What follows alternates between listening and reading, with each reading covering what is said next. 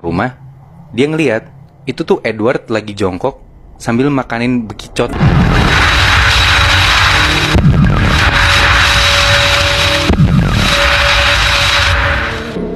Itu akhirnya Edward diajak masuk, nurut tuh si Edwardnya.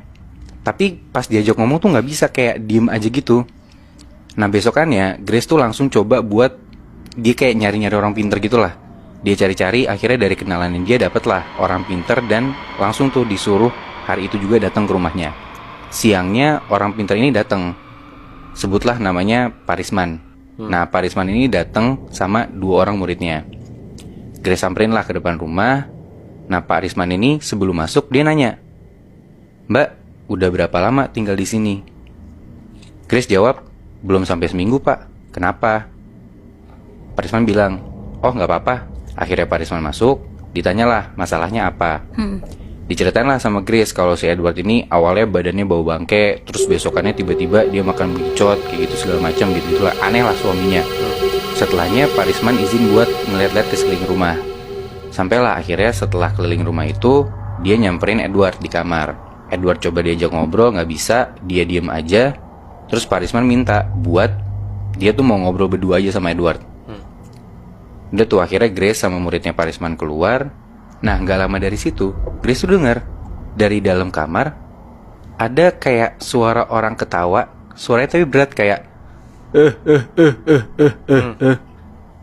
Dan selang beberapa lama setelah itu Parisman tuh keluar gitu aja.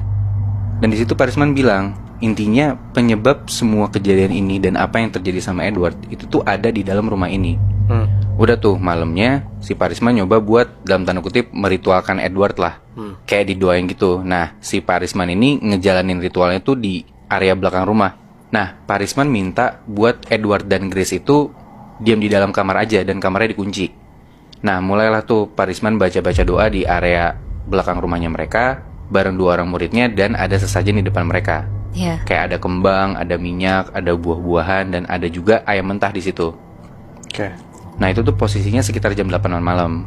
Dan di tengah-tengah Parisman beserta murid-muridnya itu lagi baca doa, tiba-tiba mereka dengar dari dalam rumah itu kedengeran kayak ada suara kaca pecah gitu loh, Muinat. Dan gak lama setelah itu muncul Edward keluar lari kenceng banget ke tempat Parisman ritual.